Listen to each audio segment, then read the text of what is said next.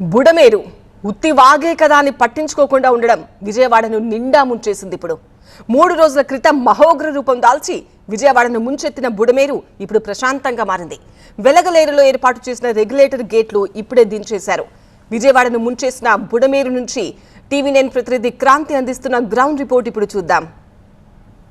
విజయవాడ వాసులకు బుడమేరు అంటే చాలా చిన్న విషయంగా ఉండేది. కానీ ఈ బుడమేరు హిస్టరీ ఏంటి, ఎక్కడి నుంచి వస్తుంది ఏంటో తెలుసుకుందాం. ప్రెజెంట్ నేను బుడమేరుకు మధ్యలో స్టాప్ లాక్లా ఉన్నటువంటి వెలగలేరు రెగ్యులేటర్ దగ్గర ఉన్నాను. మనం వెనకాల చూస్తే గనక విజయవాడకి ప్రకాశం బ్యారేజ్ ఫ్లడ్ ఎలా కంట్రోల్ చేయడానికి ఉంటుందో అలాగే ఈ బుడమేరుకి విజయవాడకి వచ్చేటటువంటి ఫ్లడ్ని కంట్రోల్ చేయడానికి ఉండేటటువంటిది ఈ వెలగలేరు రెగ్యులేటర్. సో ఇక్కడ మనం ఉన్నాము. చూస్తే గనక దాదాపు ఇక్కడ కూడా 11 గేట్లు ఉంటాయి. వరద ఎక్కువగా వస్తే డైవర్ట్ చేయడానికి అవకాశం లేకపోతే ఇక్కడ నుంచి విజయవాడకి దీని ద్వారా వదులుతారు. ఇది కేవలం విజయవాడకి వచ్చేటటువంటి వరదని కంట్రోల్ చేయడానికి ఆపరేట్ చేసేటటువంటి రెగ్యులేటర్ మాత్రమే. సో ఇటు నుంచి వెనక్కి వెళ్తే కనుక వెళ్ళేటటువంటి వాటర్ మొత్తం దాదాపు 25 నుంచి 30 కిలోమీటర్లు ప్రయాణిస్తూ విజయవాడ వరకు చేరుకుంటుంది. ఇందులో చాలా గ్రామాలు ఉన్నాయి, కాలనీలు ఉంటాయి, చాలా ప్రాంతాలు అంటే ఊర్లు దాదాపు నున్న, ఇబ్రహీంపట్నము అండ్ అలాగే ఆగిరిపల్లి ఇలా మిడిల్లో ఉన్నటువంటి చాలా ప్లేసెస్ మొత్తం ఓవరాల్గా ఇక్కడ నుంచి ప్రయాణం చేస్తూ గుడివాడ మీదుగా ఈ బుడమేరు కొల్లేరులో కలుస్తుంది. అంటే దాదాపు సముద్రంలోకి కలిసేటటువంటి ఈ కొల్లేరు ఇక్కడ నుంచే స్టాప్ లాక్ ఉంటుంది. ఇక్కడ నుంచే వరదని విజయవాడలోకి రిలీజ్ చేస్తారు. అయితే ఇది ఎక్కడ మొదలవుతుంది?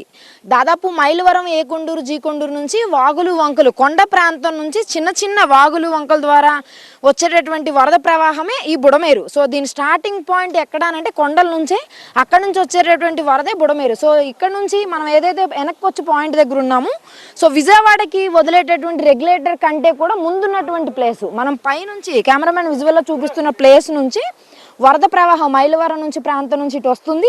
సో అటువైపుగా మనం చూస్తే కనుక ముందుకి అది స్ట్రైట్గా వెళ్ళిపోయేటటువంటి రూట్ ఏదైతే ఉందో అది ఇబ్రహీంపట్నం మీదుగా అక్కడ నుంచి డైవర్ట్ అయ్యి కృష్ణా నదిలోకి, అంటే వరద ప్రవాహం ఎక్కువైనప్పుడు దీన్ని కృష్ణా నదిలోకి అక్కడ కలుపుతూ ఉంటారు. సో అది స్ట్రైట్గా ఉన్నటువంటి రూట్. అలా కాకుండా మధ్యలో ఈ వెలగలేరు రెగ్యులేటర్ ఉంటుంది. ఒకవేళ అక్కడ వరద ఎక్కువైనా లేదు కృష్ణా నదికి ఒక్కొక్కసారి పోటు ఎక్కువై వరద ప్రవాహం ఎక్కువగా ఉన్నా కూడా అటు నుంచి డైవర్ట్ అయ్యి ప్రజెంట్ నేను ఉన్నటువంటి ప్లేస్ వెలగలేరు రెగ్యులేటర్. ఇటువైపుగా విజయవాడలోకి ఈ వాటర్ని విడుదల చేస్తారు. ప్రజెంట్ ఇటువైపు చూస్తే ఇది విజయవాడకి వెళ్ళేటటువంటి దారి. అంటే దీనికి దాదాపు 3 డైవర్షన్స్ ఉన్నాయి. ఒకటి పైనుంచి వస్తుంది, 2 ఇటు నుంచి స్ట్రైట్గా అటు ఇబ్రహీంపట్నం నుంచి కృష్ణా నదిలోకి కలిసేది. అలా కాకుండా వెళ్ళేది విజయవాడ. అంటే ఇటు రావాలి అంటే ఫ్లడ్ ఎక్కువగా ఉండాలి. దాదాపు వరద శనివారం సాయంత్రం 4 గంటలకు విడుదల చేయడం మొదలుపెట్టారు. ఆ రోజు 25 నుంచి 30 లక్షల క్యూసెక్కుల వరద ప్రవాహం కూడా వచ్చింది. సో ఆ వరద ప్రవాహం మొత్తాన్ని కంట్రోల్ చేయలేని పరిస్థితికి వచ్చేసింది. మొత్తం ఇక్కడ అన్ని వైపుల నుంచి వరద భారీ ఎత్తున ప్రవాహం ఎక్కువైపోయింది. మరోపక్క ప్రకాశం బ్యారేజ్కి కూడా వరద ఎక్కువైపోయింది. వెనక్కి తన్నేస్తున్న ఇబ్రహీంపట్నం నుంచి అక్కడ డైవర్ట్ చేసినా కూడా వెళ్ళేటటువంటి పరిస్థితి లేదు. దాంతో ఇటువైపుగా వచ్చేటటువంటి వరదని విజయవాడలోకి వదిలేశారు. సో మనం ఇక్కడ చూస్తే కనుక శనివారం సాయంత్రం ఇక్కడ వరద వదిలితే ఆదివారం పొద్దునకి విజయవాడకు వచ్చి చేరింది ఆ వరద. దాదాపు 30 నుంచి 40 కాలనీలు అక్కడ జలమయం అయిపోయాయి. జలమయం అవడానికి ప్రధాన కారణం ఇక్కడ నీళ్లు రిలీజ్ చేయడం. ఇక్కడ నుంచి నీళ్లు రిలీజ్ చేస్తే సాయంత్రానికి అంటే దాదాపు 12 to 15 అవర్స్ ఇక్కడ నుంచి విజయవాడ రావడానికి వరద టైం పట్టింది.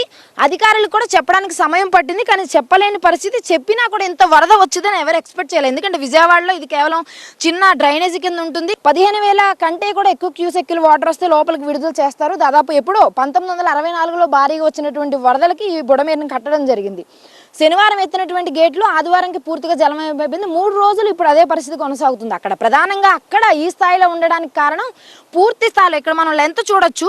ఇక్కడ నుంచి వెళ్ళేటటువంటి కాలువ విజయవాడ వెళ్ళేసరికి చాలా చిన్నదిగా ఉంటుంది. మొత్తం ఆక్రమణలు చుట్టూరు కూడా పూర్తి స్థాయిలో బుడమేరుని ఆక్రమించేసి ఉంటాయి. ఆక్రమణలు ఒక కారణం అయితే అధికారులు దీన్ని తక్కువగా అంచనా వేయడం, ఎప్పుడు ఈ స్థాయిలో వరదలు రాకపోవడం, వచ్చినా కూడా ఈ దాదాపు 50-100 ఏళ్ల క్రితం ఎప్పుడో వచ్చినటువంటి ప్రభుత్వాలు అధికారులు అందరూ మారిపోవడంతో అంచనా వేయని స్థితిగా ఈ బుడమేరు వరద వచ్చింది ఉంది కూడా.